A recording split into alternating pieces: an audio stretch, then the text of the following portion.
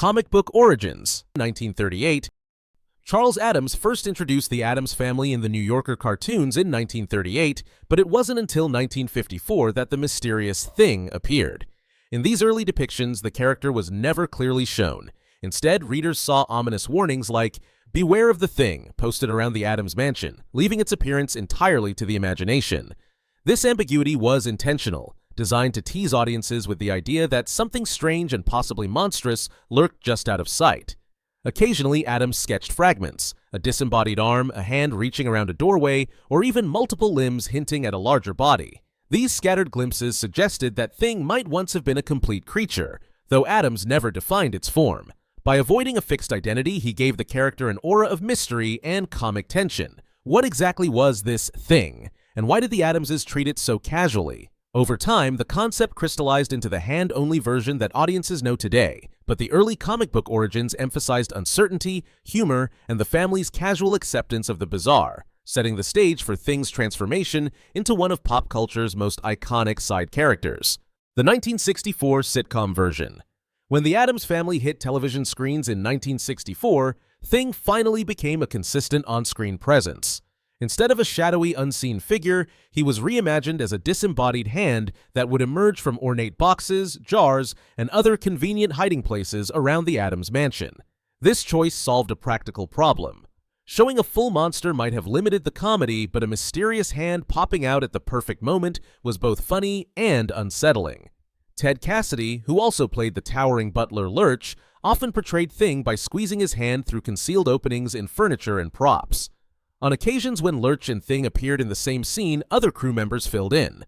The sitcom leaned heavily into gags with Thing.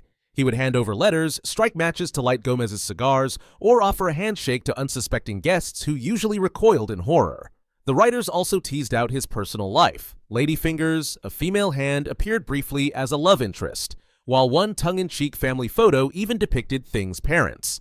Though treated as comedic side plots, these moments gave the character a quirky depth, solidifying him as more than just a prop, and instead as a loyal, beloved member of the family.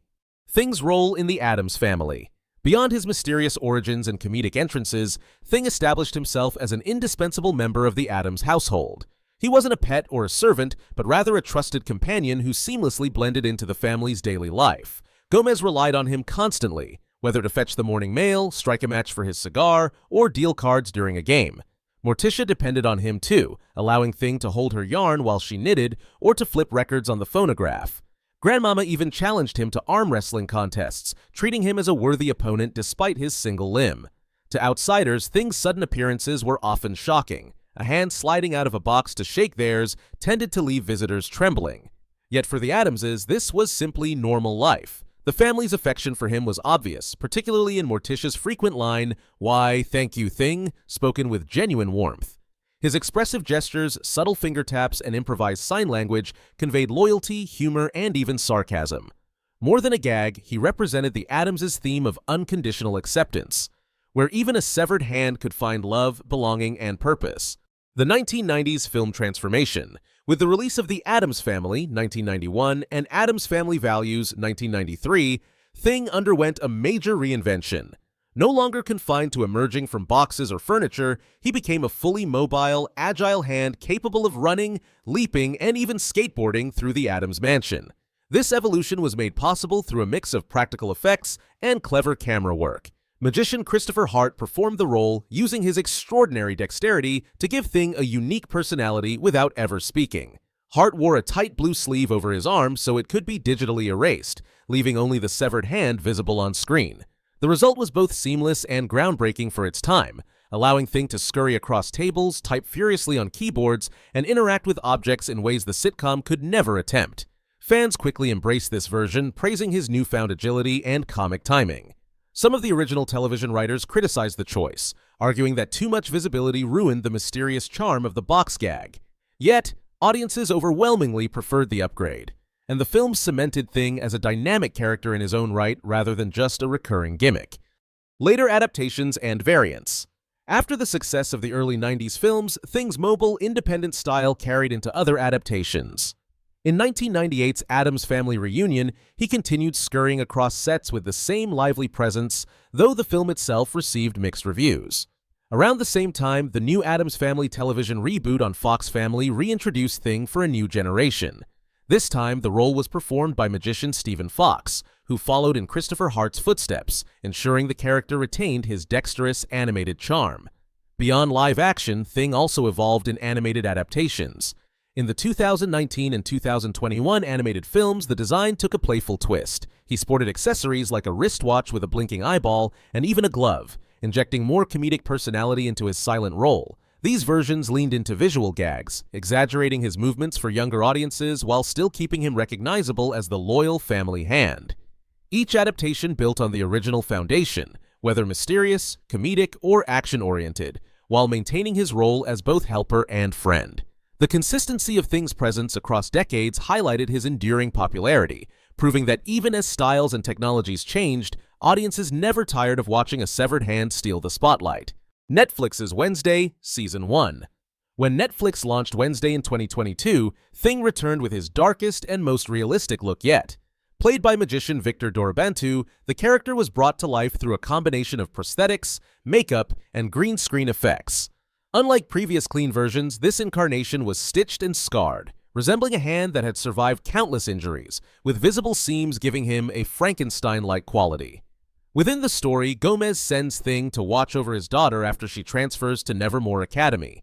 Wednesday quickly uncovers his presence, pins him to the wall with a knife, and forces him to pledge loyalty directly to her. From then on, he becomes her indispensable partner in uncovering the Hyde murders. He spies through windows, sneaks into rooms, and even cheats for her in school competitions.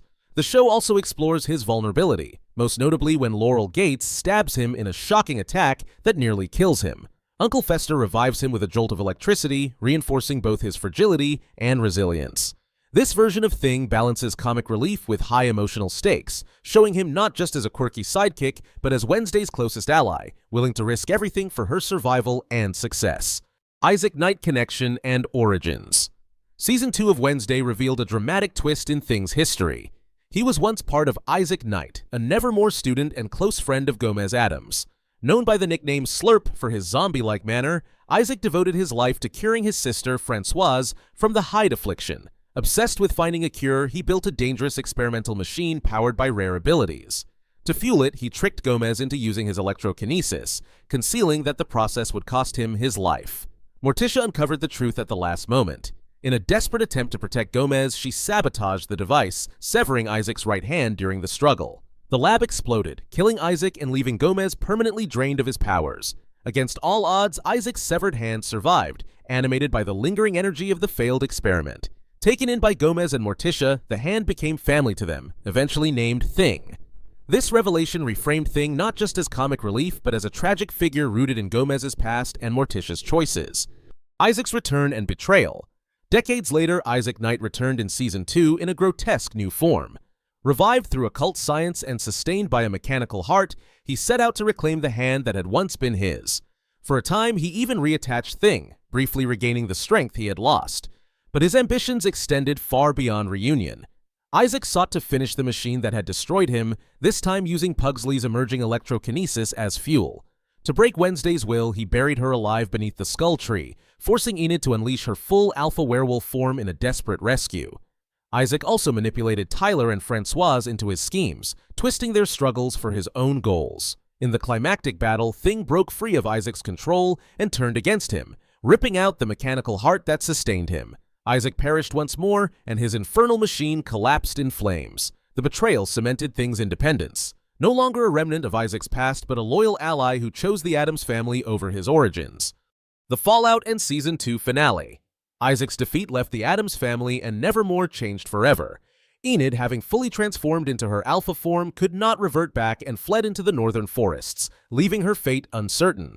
Wednesday, unwilling to abandon her closest friend, set out with Uncle Fester and Thing to track her down, opening the door to a new mystery. Meanwhile, Morticia presented Wednesday with Aunt Ophelia's hidden journal, which contained chilling clues.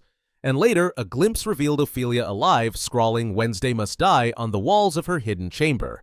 At Nevermore, Principal Barry Dort was exposed as a manipulative leader tied to the Morning Song cult, a revelation that shattered trust in the school. His downfall came swiftly, turned to stone in a fittingly eerie end. Amid these upheavals, Thing emerged stronger and more resolute than ever. No longer tethered to Isaac's tragedy, he stood by Wednesday as her fiercest protector and partner, proving that though born from darkness, he belonged to the Addams family by choice.